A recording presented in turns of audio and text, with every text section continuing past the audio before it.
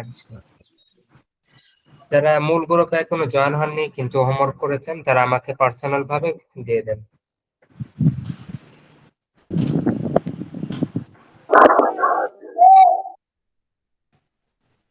আচ্ছা, গত ক্লাসে আমি যে পড়া দিয়েছিলাম সপ্তম পাঠ, এই সপ্তম পাঠে বাংলাগুলোর আরবি এবং আরবি গুলোর বাংলা এটা পড়া দিয়েছিলাম। এটা হোমওয়ার্ক হিসাবে ছিল। তো আপনাদের কি মানে গত ক্লাসের কোনো পড়া অস্পষ্ট আছে? না ওস্তাদ জি, ঠিক আছে, গত ক্লাস আমরা বুঝতে পেরেছি। আচ্ছা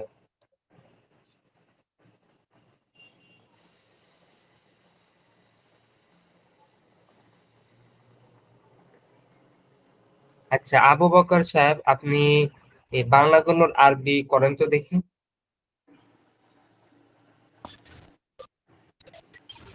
হাজা তরিকুন, হ্যাঁ একটু ইয়ে করে দিন, বাংলাগুলো এনে দিন। হাজা কুবুন, হাজা হাকিবাতুন, কি বললেন? তিলকা হাকিবাতুন, জি, হাজিহি মিজরাতুন, মিজাল্লাত। মিজাল্লাতুন, হাজিহি নাজরাতুন, তিলকা মিস্তরাতুন, তিলকা জালিকা সুল্লামুন, তিলকা তাউলাতুন, হাজিহি সাবরাতুন, তিলকা মাদ্রাসাতুন,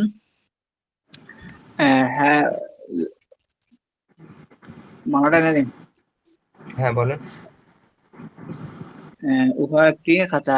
হাজিহি তিলকা কুরাসাতুন, তিলকা হুজরাতুন, হাজা বাইতুন, হাজা জিদারুন,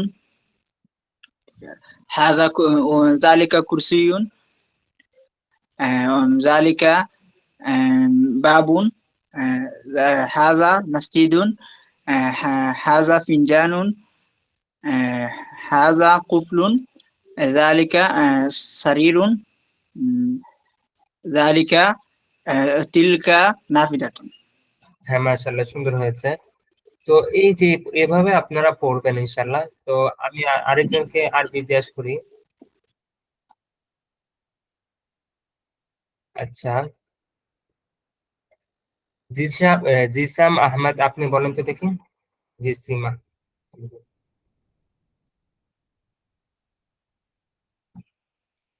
জেসিম আবেদিন, আপনি বলেন।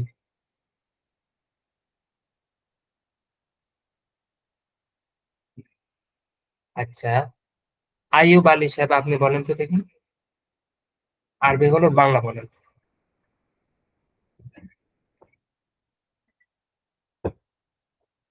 আপনারা সবাই বলবেন, কারণ বললে এটা আপনাদেরই ভালো হবে, সাহস হবে একটু। না বললে এটা আপনার সাহসটা আর হবে না। আচ্ছা, তো আপনারা কি শব্দগুলো মুখস্থ করেছিলেন? জি মুখস্থ করেছি। আচ্ছা, তো আমরা তাহলে অষ্টম পাঠ নিয়ে আলোচনা করি। অষ্টম পাঠে আমরা যে বিষয়টা শিখব সে বিষয়টা হচ্ছে মাউসুফ সিফাত। মাউসুফ কাকে বলে, সিফাত কাকে বলে? মাউসুফ মানে, আপনি একটা উদাহরণ দেখেন, ভালো ছেলে। ভালো ছেলে, এখানে ভালো একটা গুণ। ভালো ছেলে, ছেলে, ভালো গুণ, কার গুণ? ছেলের গুণ। ছেলেটা কেমন? ছেলেটা ভালো। তো ভালো একটা গুণ, আর কার গুণ বর্ণনা করছে? ছেলের গুণ বর্ণনা করছে। তো যে যা যে শব্দ দিয়ে গুণ বর্ণনা করা হয় তাকে বলা হয় সিফাত। সিফাত মানে গুণ। আর যার গুণ বর্ণনা করা হয় তাকে বলা হয় মাউসুফ। এখানে দেখেন, ছেলের যেহেতু গুণ বর্ণনা করা হচ্ছে তাই ছেলেটা হবে মাউসুফ। আর ভালো এই শব্দ দিয়ে যেহেতু গুণ বর্ণনা করা হচ্ছে তাই ভালো এটা হবে সিফাত। তারপরে দেখেন, যখন আমরা জানলাম মাউসুফ সিফাতের পরিচয়, আশা করি বুঝতে পেরেছেন। মাউসুফ মানে যার গুণ বর্ণনা করা হচ্ছে, আর সিফাত মানে যে গুণটা বর্ণনা করা হচ্ছে। তো এই বিষয়ে মাউসুফ সিফাতের ক্ষেত্রে আমাদের কয়েকটা বিষয় মনে রাখতে হবে। এক হচ্ছে মাউসুফ যেমন হবে সিফাতও ঠিক তেমনই হবে। মাউসুফ যদি মুজাক্কার হয় তাহলে সিফাতও মুজাক্কার হবে। মাউসুফ যদি মুআন্নাস হয় যেমন তাহলে সিফাতও মুআন্নাস হবে। যেমন দেখেন কিতাবুন, নতুন আরবি হচ্ছে জাদিদুন। কিতাবুন জাদিদুন, এখানে দেখেন জাদিদুন এখানে। আর আপনারা মাউসুফ সিফাতের মুযাক্কার মুআন্নাস কিভাবে পার্থক্য করবেন? শেষে গোলতা আছে কিনা। যদি সিফাতের শেষে গোলতা থাকে তাহলে মুআন্নাস, আর গোলতা না থাকলে মুযাক্কার। তো কিতাবুন জাদিদুন, তো দেখেন কিতাবুন শব্দটা যেহেতু মুযাক্কার হয়েছে তাই জাদিদুন এই সিফাতটাও মুযাক্কার হয়েছে।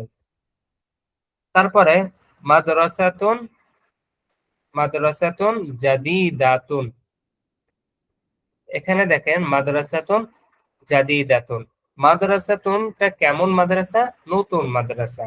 তো মাদ্রাসাতুন শব্দটা যেহেতু মুআন্নাস হয়েছে, আমরা তো গত ক্লাসে জেনেছিলাম যে বস্তুবাচক শব্দের শেষে যদি গোলতা থাকে তাহলে সেটা হবে মুআন্নাস। তো মাদ্রাসাতুন শব্দের শেষে যেহেতু গোলতা আছে তাই মাদ্রাসাতুন শব্দটা হবে মুআন্নাস।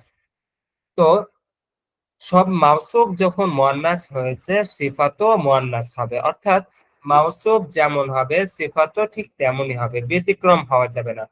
যদি আর ব্যতিক্রম হয় তখন আর মাউসুফ সিফাত থাকবে না। যেমন দেখেন কিতাবুন জাদিদুন, কিংবা ধরেন আল কিতাবু, কিতাবুনের শুরুতে আলিফ লাম আছে কিন্তু জাদিদুনের শুরুতে আলিফ লাম নাই, তখন আর সেটা মাউসুফ সিফাত থাকবে না। মাউসুফ সিফাত থাকার জন্য প্রথম শর্ত হচ্ছে মাউসুফ যেমন হবে সিফাতও ঠিক তেমনই হবে। মাউসুফে যদি জবর হয় সিফাতেও জবর হবে, মাউসুফে জের হলে সিফাতেও জের হবে। মাউসুফ মুজাক্কার হলে সিফাতও মুজাক্কার হবে। মাউসুফের শুরুতে আলিফ লাম আসলে সিফাতের শুরুতেও আলিফ লাম আসতে হবে, অর্থাৎ একেবারে হুবহু থাকতে হবে, কোন রকম ব্যতিক্রম থাকা যাবে না। মাউসুফ তো কি হুজুর সবসময় ইসিম হবে? বুঝলাম না। মাউসুফ কি হুজুর সবসময় ইসিম হবে মাউসুফ? হ্যাঁ, মাউসুফ সবসময় ইসম হবে না, এটা এক এক সময় এক একটা হবে। কখনো আহ ফাইল হবে, কখনো মুবতাদা হবে, কখনো খবর হবে। সেগুলা কিভাবে চিনবো হুজুর পেলে মধ্যে আসলে? এটা আপনারা যখন ফেল করবেন তখন বুঝতে পারবেন যে এটা কি এটা কখন কি হচ্ছে, এটা আপনারা তখন বুঝতে পারবেন। এখন আপাতত মনে রাখেন যে ইসিমের সাথে যুক্ত হলে কিভাবে এটা বুঝবেন। বুঝতে।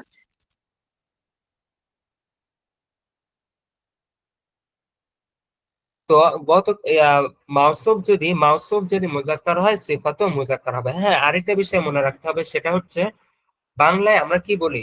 ভালো ছেলে, নতুন মাদ্রাসা, অর্থাৎ নতুন এটা সিফাত, এটাকে আমরা বাংলায় আগে বলি। আর নতুন মাদ্রাসা, মাদ্রাসা এটা মাউসুফ, এটাকে আমরা বাংলায় পরে বলি। কিন্তু আরবিতে আগে মাউসুফ বলতে হবে আর তারপরে সিফাত বলতে হবে। যেমন আপনি যদি নতুন মাদ্রাসা এর আরবি করতে চান, নতুন মাদ্রাসা, তখন আপনি জাদিদাতুন মাদ্রাসাতুন এভাবে বলতে পারবেন না।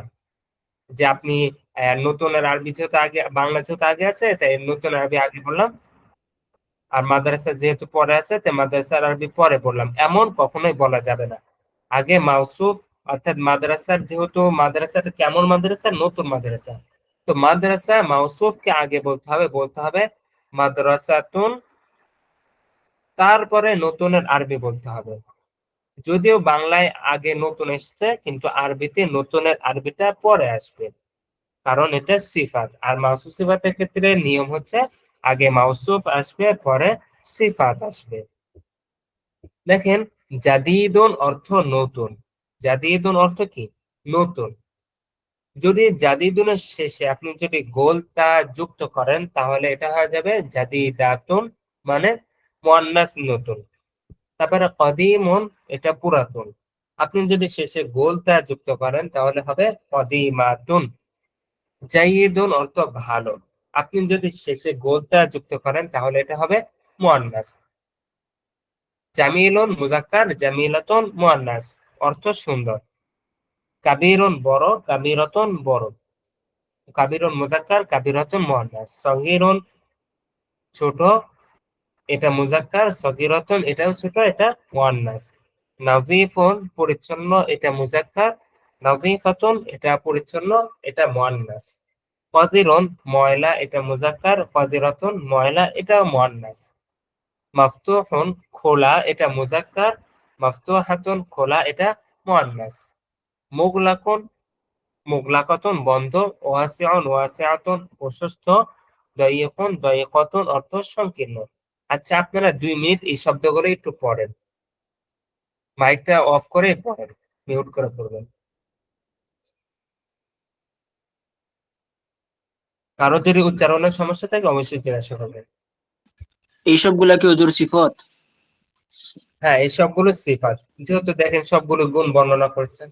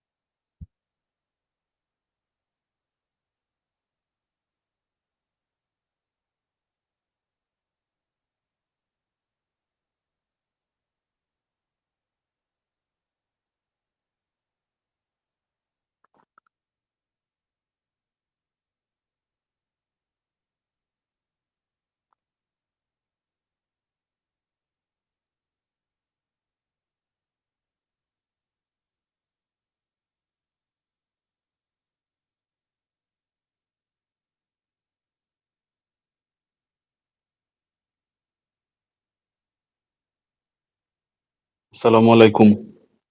ওয়ালাইকুম আসসালাম। আম- আমি একটা জিনিস বলেছিলাম প্রথম দ্বিতীয় ক্লাসে সম্ভবত, যে এই আরবি গুলোর একটু যদি উচ্চারণ গুলো লেখা থাকতো তাহলে আমাদের মুখস্থ করতে আর একটু সুবিধা হতো। কিন্তু কোন গুলোরই আমি লিখে দিবেনও বলছিলেন আর কি, কিন্তু পরবর্তীতে এখন পর্যন্ত পাইনি আর কি কোনোটারই, কারণ উচ্চারণে অনেক সময় তো আমরা আরবিটা একটু খেয়াল উচ্চারণ ছিল করতে না তো, সমস্যা হয়ে যায়। সমস্যা না, আমি মূল গ্রুপে দিয়ে দেবো ইনশাল্লাহ আজকে। ধন্যবাদ। আসসালামু আলাইকুম।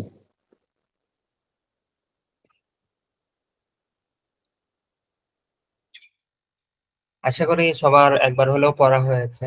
তারপরে দেখেন, তো আপনাদের যে বিষয়টাই বলেছিলাম, যেটা হচ্ছে মাউসুফ আগে আসবে, তারপরে সিফাত আসবে। কখনোই সিফাত আগে আসবে না আর মাউসুফ পরে আসবে না, আগে মাউসুফ পরে সিফাত। যেমন দেখেন, নতুন বই, এর আরবি কি হবে? কিতাবুন জাদিদুন। কিতাবুন জাদিদুন অর্থ নতুন বই। কিতাবুন হবে মাউসুফ, মানে যার গুণ বর্ণনা করা হচ্ছে, আর জাদিদুন হবে সিফাত, যে গুণটা বর্ণনা করা হচ্ছে। এখন আপনি বলতে পারেন যে, আচ্ছা আপনারা একটু চিন্তা করেন, নতুন বই, এখানে কোনটা সিফাত হতে পারে আর কোনটা মাউসুফ হতে পারে? কোনটা গুণ হবে আর কোনটা যে গুণান্বিত বস্তু হবে? নতুনটা সিফাত হবে।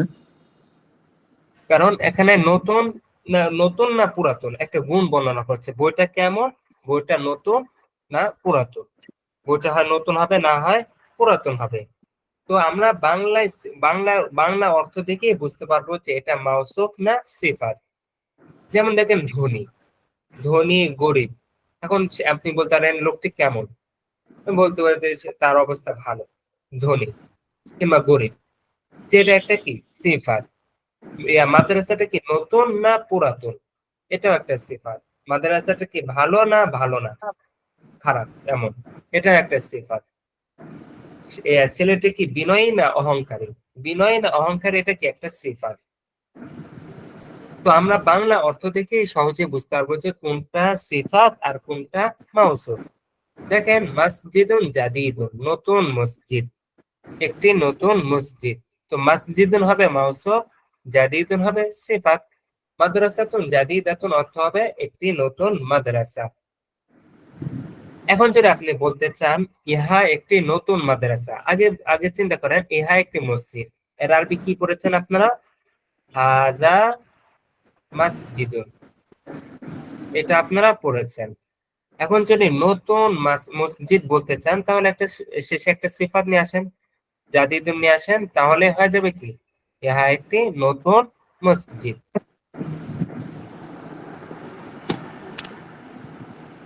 তারপরে দেখেন মাদ্রাসাতুন জাদিদাতুন, একটি নতুন মাদ্রাসা। এখন যদি আপনি বলতে চান ইহা একটি নতুন মাদ্রাসা, তার আগে চিন্তা করেন ইহা একটি মাদ্রাসা আর আরবি কি হবে? হাযিহি মাদ্রাসাতুন।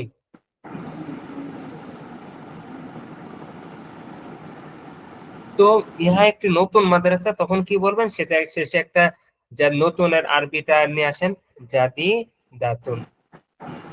হাযিহি মাদ্রাসাতুন জাদিদাতুন অর্থ কি? ইহা একটি নতুন মাদ্রাসা। দেখেন হাযা কলামুন, ইহা একটি কলম। তারপর হাযা কলামুন কদিমুন অর্থ হচ্ছে ইহা একটি পুরাতন কলম। তারপরে যালিকা তরিকুন, উহা একটি রাস্তা। যালিকা তরিকুন ওয়াসিউন, উহা একটি প্রশস্ত রাস্তা। তারপরে হাযি হুজরাতুন, ইহা একটি কামরা। তারপরে হাযি হুজরাতুন কাবীরাতুন, ইহা একটি বড় কামরা। তিলকা সাআতুন, উহা একটি ঘড়ি। তিলকা সাআতুন জামিলাতুন, উহা একটি সুন্দর ঘড়ি। আপনারা এই বিষয়টা মনে রাখবেন, এই বিষয়টা অবশ্যই মনে রাখবেন যে মাউসুফ আগে আসে, সিফাত পরে আসে। বাংলায় যদিও সিফাত আগে আসছে, মাউসুফ পরে আসছে। হাযা কওবুন, ইহা একটি গ্লাস। হাযা কওবুন সগীরুন, একটি ছোট গ্লাস।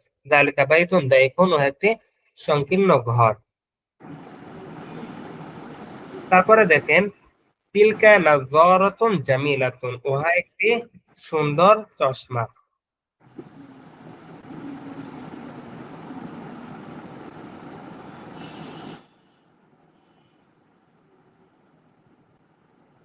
তারপরে দেখেন তিলকা হাকিবাতুন জাইয়িদাতুন, উহা একটি ভালো ব্যাগ। এখানে জাইয়িদাতুন এর অর্থ কি? ভালো। এখানে হাকিবাতুন যেহেতু মুয়ান্নাস হয়েছে তাই জাইয়িদুন হয়নি, কারণ জাইয়িদুন এটা মুযাক্কারের জন্য। এখানে হয়েছে জাইয়িদাতুন। হাদিহি নাফিযাতুন মাফতুহাতুন, ইহা একটি খোলা জানালা। এভাবে আপনারা আগে যে শব্দগুলো পড়েছেন সব শব্দগুলোর সাথে আপনি সিফাত যুক্ত করে আপনি বলতে পারেন। দেখেন প্রথমে আপনারা কিভাবে প্রশ্ন করবেন যে মা হাযা, ইহা কি? উত্তর কি? হাযা মিসবাহুন, ইহা একটি বাতি। তারপর আপনি আবার জিজ্ঞাসা করতে পারেন হাযা মিসবাহুন, তখন উত্তর কি হবে? নাম হাযা মিসবাহুন, হ্যাঁ ইহা একটি বাতি। তারপর আবার আপনি প্রশ্ন করতে পারেন হাযা মিসবাহুন জাদীদুন, ইহা কি একটি নতুন বাতি? আমরা গত ক্লাস পর্যন্ত এতটুকুর উত্তর আমরা দিতে পারতাম। এখন আমরা আরেকটা প্রশ্ন শিখেছি, সেটা হচ্ছে হাযা মিসবাহুন জাদীদুন, ইহা কি একটি নতুন বাতি? যদি পুরাতন বাতি হয় তখন আপনি বলবেন লা হাযা মিসবাহুন কদীমুন, না এটা একটি পুরাতন বাতি।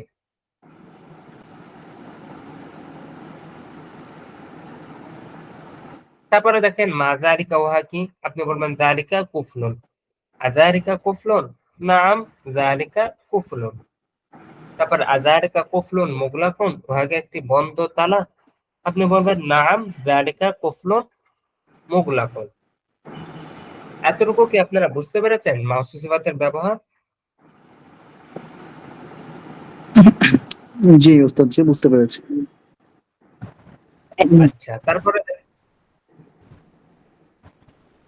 আচ্ছা তারপরে দেখেন কমিসন অর্থ একটি জামা। সাউবন অর্থ একটি কাপড়। মিমসাহাতুন অর্থ একটি পাপোশ। জাবালুন অর্থ একটি পাহাড়। ফিরাশুন অর্থ একটি বিছানা। হিদাউন অর্থ একটি জুতা। আলামুন অর্থ একটি পতাকা। মাদিনাতুন অর্থ একটি শহর। কলানসুয়াতুন অর্থ একটি টুপি। উইসাদাতুন অর্থ একটি বালিশ, হাদিকাতুন অর্থ একটি বাগান, করিয়াতুন অর্থ একটি গ্রাম। আচ্ছা, আপনারা এই শব্দগুলো 2 মিনিট পড়েন।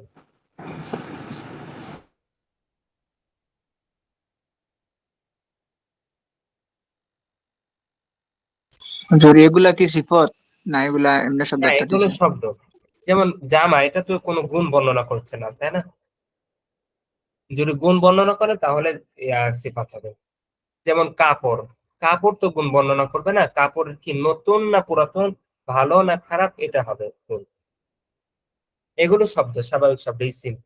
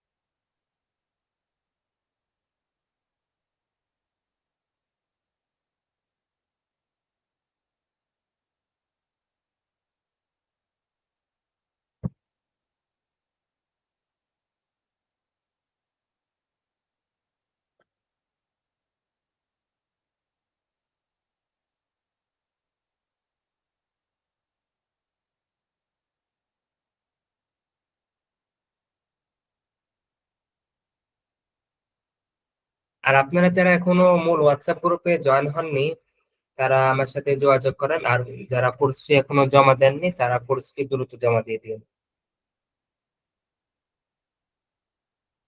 আচ্ছা, আশা করি আপনাদের পড়া হয়েছে। তারপর এখন এই শব্দগুলো দিয়ে এখন ব্যবহার শেখানো হচ্ছে। দেখেন, হাদা কমিশন। কমিশন এটা মুজাক্কার না মুয়ান্নাস বলেন তো দেখি? মুজাক্কার। ওই যে কারণ কি? মুজাক্কার, গোলতা নেই। হ্যাঁ, শেষে গোলতা নাই, শব্দের তাই এটা শেষে বলতে মুজাক্কার। নেই। তারপর তাহলে আপনি বলবেন হাদা কমিশন, ইহা একটি জামা। এখন যদি আপনি বলতে চান ইহা একটি নতুন জামা, তাহলে কিভাবে বলবেন? হাদা কমিশন জাদিদুন। জাদিদ। তারপরে ময়লা কাপড় হলে বলবেন যালিকা সাওবুন কদিরুন, উহা একটি ময়লা কাপড়।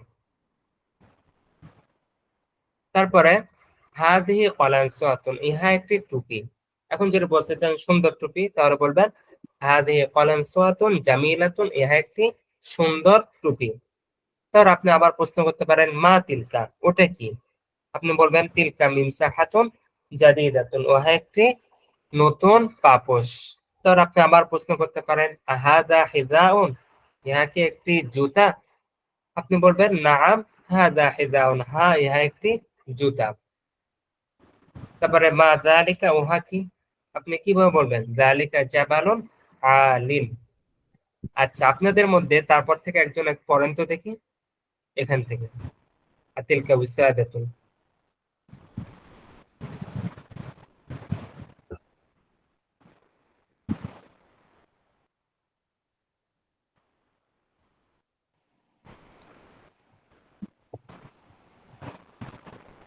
আচ্ছা, তারপরে দেখেন, এখন আমরা যে এতক্ষণে যে নিয়ম কানুন আপনাদেরকে বললাম, আমি এতক্ষণ যে নিয়ম কানুন বললাম, এই নিয়ম কানুনটা এখানে আবার বলা হচ্ছে যে মাওসুফ সিফাত কাকে বলে। মাওসুফ মানে যার গুণ বর্ণনা করা হচ্ছে, আর সিফাত মানে যে গুণটা বর্ণনা করা হচ্ছে। আগে মাওসুফ আসবে, পরে সিফাত আসবে। মাওসুফ মুজাক্কার হলে সিফাত তো মুজাক্কার হবে, যেমন কিতাবুন জাদিদুন। মাওসুফ মুআন্নাস হলে সিফাতও মুআন্নাস হবে, যেমন মাদ্রাসাতুন জাদিদাতুন। মাওসুফের শুরুতে আলিফ লাম হলে, আলিফ লাম যেহেতু আমরা পড়িনি, সামনের ক্লাস কিংবা পরবর্তী ক্লাসে আমরা আলিফ লাম সম্পর্কে পড়বো, তো আলিফ লামটা আমরা আপাতত বাদ দিচ্ছি। তো আপনারা কি করবেন, এখানে যে অষ্টম পাঠে যে বাংলাগুলো আছে, এই বাংলাগুলোর আরবি আপনারা অবশ্যই করবেন। এই যে ছোটগুলো, এই প্রথম দিকের পড়াগুলো যদি আপনি, হোমওয়ার্ক গুলো যদি আপনি না করেন, এই যে আপনার এটা দুর্বল থেকে যাবে, আপনি এক্ষেত্রে আপনি দুর্বল হয়ে যাবেন। আপনি যদি হোমওয়ার্ক করতে থাকেন তখন দেখা যাবে আপনি পরবর্তীতে যখন কঠিন কিংবা আর একটু বেশি করে আসবে তখন এটা আপনার জন্য সহজ হবে। তো আপনারা হোমওয়ার্ক গুলো করবেন, হোমওয়ার্ক না করলে আপনি যা পড়ছেন এটা আপনার চর্চা থাকবে না, এটা আপনারা আশা করি সবাই বুঝেন। কারণ একটা ভাষা শিখছেন, ভাষার জন্য তো একটু আধা ঘন্টা আপনারা চেষ্টা করেন প্রত্যেকদিন 1 ঘন্টা করে একটু সময় দিতে। সময় পাবেন না, কিন্তু আপনি যদি চেষ্টা করেন তাহলে অবশ্যই আল্লাহ তাআলা একটা সময় বের করে দেবেন। কারণ আপনি তো আরবি ভাষা শিখছেন, আপনার তো উদ্দেশ্য কোরআন হাদিস বোঝা। তো আপনার একটা নিয়ত থাকলে অবশ্যই আল্লাহ তাআলা ব্যবস্থা করে দেবেন। তো আপনারা অবশ্যই প্রত্যেকদিন 1 ঘন্টা করে আরবি ভাষার জন্য সময় দিবেন। আপনারা যদি সময় দিতে পারেন অবশ্যই ইনশাআল্লাহ আপনারা আরবি ভাষা শিখতে পারবেন। 1 ঘন্টা না দিতে পারলেও আধা ঘন্টা কমপক্ষে দিবেন। আর হোমওয়ার্ক গুলো অবশ্যই করবেন ইনশাআল্লাহ। তো এখানে যে বাংলাগুলো আছে এই বাংলাগুলোর আরবি অবশ্যই করবেন। আর আরবি গুলোর বাংলা এটা আপনারা লিখবেন। বাংলাগুলোর আরবি লিখবেন আর আরবি গুলোর বাংলা আপনারা লিখবেন। নিচে দেখেন আরো 4টা শব্দ দেওয়া আছে। একটা হচ্ছে হিবরুন অর্থ কালি, দাওয়াতুন অর্থ দোয়াত, দাব্বাবাতুন অর্থ একটি ট্যাঙ্ক, মিন্দিলুন অর্থ একটি রুমাল। তো এই হচ্ছে আপনার অষ্টম পাঠ। অষ্টম পাঠে আশা করি আপনাদের কোনো রকম অস্পষ্ট নাই। মাউসুফ সিফাত সম্পর্কে কি আপনারা পুরোপুরি বুঝতে পেরেছেন? কোনো রকম কি অস্পষ্ট আছে? মাউসুফ কাকে বলে, সিফাত কাকে বলে? না হুজুর, মাসুফ সিফাত কি মূলত আমি এটা বুঝছি না। আবার বলেন। আরেকবার কাইন্ডলি একটু বলেন মাউসুফ। মাউসুফ মানে যার গুণ বর্ণনা করা হচ্ছে, সিফাত মানে যে গুণটা বর্ণনা করা হচ্ছে। যেমন তালিবুন যাকিয়ুন, মেধাবী ছাত্র। তালিবুন যাকিয়ুন, এখানে মেধাবী না অমেধাবী, মেধাহীন। তো মেধাবী এটা একটা গুণ বর্ণনা করছে যে ওই ছাত্রটা হচ্ছে মেধাবী, তাই যাকিয়ুন হবে সিফাত। আর কার গুণ বর্ণনা করা হচ্ছে? তালিবুনের গুণ বর্ণনা করছে, সে একজন মেধাবী ছাত্র। তো তালিবুনের যেহেতু গুণ বর্ণনা করা হচ্ছে তাই তালিবুনটাকে বলা হবে মাউসুফ। আর যার গুণ বর্ণনা, আর যে শব্দ দিয়ে গুণ বর্ণনা করা হচ্ছে এখানে রাকিয়ুন, এটা হবে সিফাত। মাউসুফ মানে যার গুণ বর্ণনা করা হচ্ছে, সিফাত মানে যে শব্দ দিয়ে গুণ বর্ণনা করা হচ্ছে। আর মাউসুফ সিফাতের ক্ষেত্রে মাউসুফ যেমন হবে সিফাতও ঠিক তেমনই হবে, ব্যতিক্রম হওয়া যাবে না। ব্যতিক্রম হলে আর সেটা মাউসুফ সিফাত থাকে না। মাউসুফ যদি মুজাক্কার হয় সিফাতও মুজাক্কার হবে, মাউসুফ মুয়ান্নাস হলে সিফাতও মুয়ান্নাস হবে। এতটুকু কি বুঝতে পেরেছেন? জি। জি। মাউসুফ সিফাত একেবারে সহজ। আপনি আরেকটা নিয়ম কি, আরেকটা কথা হচ্ছে বাংলায় যদিও আমরা সিফাতটা আগে দেখছি, নতুন মাদ্রাসা, নতুনকে যেহেতু আমরা আগে দেখছি, কিন্তু আরবিতে আমরা নতুনকে পরে আনবো। আগে মাদ্রাসা বলবো, তারপরে জাদিদাতুন বলবো, নতুন বলবো। মানে বাংলার উল্টাটাই হচ্ছে আরবি।